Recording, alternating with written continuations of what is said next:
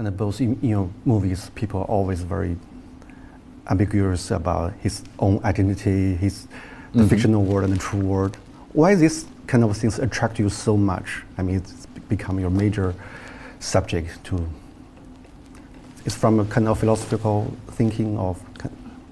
My favorite types of films have always somehow related to the thriller genre. I like that form of storytelling, and because the camera pretends to be objective. Yes. But it's not. You know, it's very subjective, particularly if you choose to use it in that way. And so the great masters of suspense like Hitchcock and Clouseau, they understood how to manipulate and how to align an audience's perceptions with one character or another, with their sympathies going to one character or another. And I think that stories in which you can't take identity for granted, even the identity of the narrator, who's the good guy, who's the bad guy, you know, it's a fun thing to play with. In the past, you always imagine the future, or imagine the maybe not very concrete things, concrete situation. But now you're facing the very concrete historical place and event. So, I mean, the two imagination are very different for you or similar? I mean, imagine the future. I found it creatively. I found it invigorating because the key difference is that the world of the film, which is something you're normally, the world of the film is something in which, as a writer, I'm normally engaged in constructing from the ground up, particularly in a film like Inception, for example, or Interstellar. You know, the script has to create the entire world of the film and the terms of it. That part of it was already done for me in Dunkirk. That exists, it's real. And so all I had to do was research it and read about it. And so my creative process was then different. I didn't have to build that, I had to explore it. Quite honestly, the feeling of presumptuousness about making a war film as somebody who's never been to war, and I mean, it's my worst nightmare to imagine having to fight a war. I had the privilege, and my grandfather was in the Air Force, and he died in World War II. And I took my children to go and visit his grave. He's buried in France. And when you look at the gravestones of the people who actually died in this, and you think, okay, we're going to make an entertainment, we're going to make a cinematic telling of war, that's very daunting. And it's difficult to know how to go about that. But for me, the solution was to not look at Dunkirk as a war film, to look at it as a survival story. And that I felt confident of. I felt confident of being able to tell a suspenseful story about survival. Could or should director be kind of philosopher? I mean, maybe your industry produce your own Michel Foucault, produce your own Nietzsche. Do you kind of see the parallel between them? Well, I think for me, that would be too much of it would be too self-conscious to look at filmmaking that way. One of the pleasures of talking about the film... But you are very self-conscious. Well, not at different stages. So you become very self-conscious when you're talking about the film you've made because you're being asked, you know. For me, I like to really stay focused on the story and the themes of the film. I like to try and do that instinctively rather than self-consciously. And I sort of trust that the way in which I know how to make a film technically, that if there are things that are interesting to me philosophically, that they'll be there. So for example, with Dunkirk, we've tried to make a very intense film and that was really the ambition. And so the film's attitude to war, therefore, for me, had to be not self-conscious.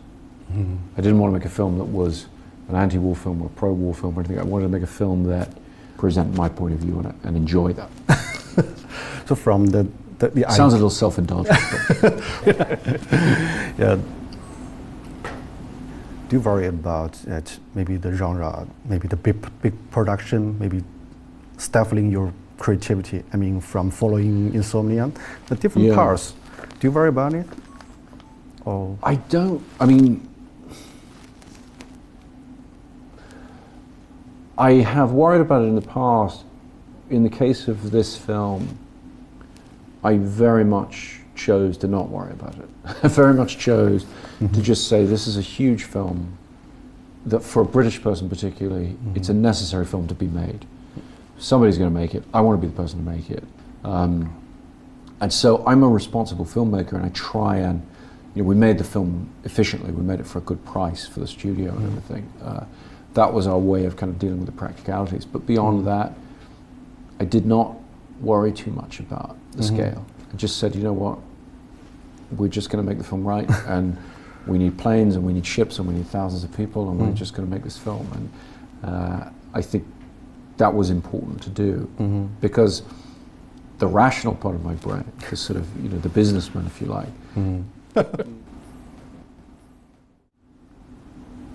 What's the most flawed part of yourself?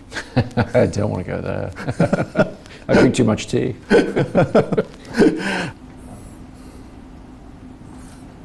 From the first idea of the movie until the finish, the whole thing, the whole process, what's the weakest part of in the whole process yourself? The weakest part? Weakest, yeah. Gosh.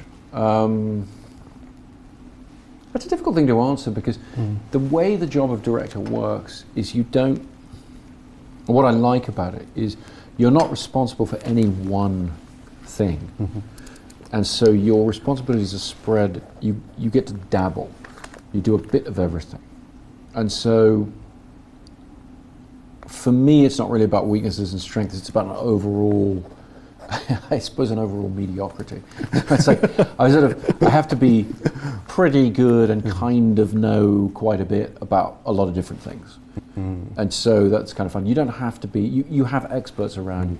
I have a fantastic director of photography, I have a fantastic designer, I have a fantastic editor and everything. And so I'm really just there to sort of, try and give them focus and try and inspire them to do their best work.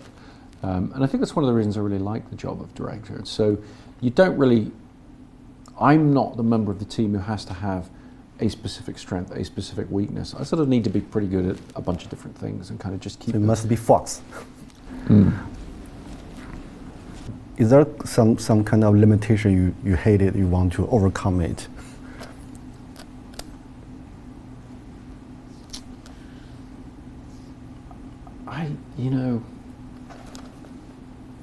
You feel very much when you're writing, you feel the limitations of your ability. Writing, I think, more than any other aspect of filmmaking, is the one where you have a notion, you have an idea underlying, and then you're confronted with the absolute difficulty of executing that. It's very, very tough. Are there some writers inspire you a lot? I'm always drawn to, the writer I always point to is Borges, the Argentinian writer. Borges, stories. My favorite. Oh, really? Yeah. Also about kind of inception. Very much. Yeah. Return to a movie director. You are inspired by Ridley Scott, and this compare you today's achievement with him.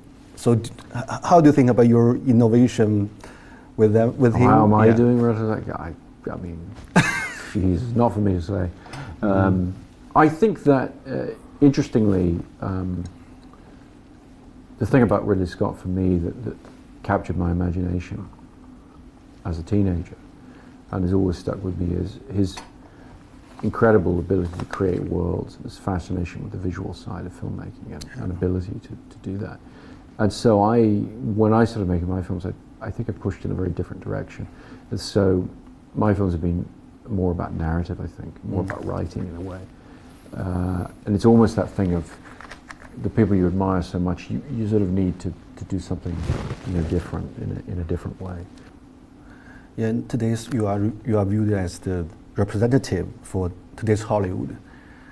And how do you think about the tradition of Hollywood? I mean, from the John Ford, from the Coppola until James Cameron until you. I mean, you're part of tradition, or how do you define the tradition? And do you contribute something different in the tradition? Well, I think it comes back to everybody here wanting me to talk about judge myself. Well, no, it's very tough. What I feel a responsibility to do, what I'm trying to do, is add something to that development or that evolution. But I would be lying if I said I knew what it was that I could or had done. I've been very gratified by some of the responses to Dunkirk, where people have felt that it is different, or that it adds something a little bit different to what a summer blockbuster from a Hollywood studio can be, whatever. The thing I've tried to do was I played a very big part in the growth of or the dominance, I would say, of superhero films, franchise properties and everything, and that was an incredibly important thing in my career. I've always tried to balance that side of my filmmaking with original films and bring things that aren't familiar to an audience. But it's difficult. I mean, in television, everyone always talks about how great TV is today and how amazing it is and how much better it is. But I think films, we have the opposite. You look at it and you say, well, if this film doesn't have some unique point of view to it, if it doesn't have a strong point of view, it's not going to be interesting to people of today.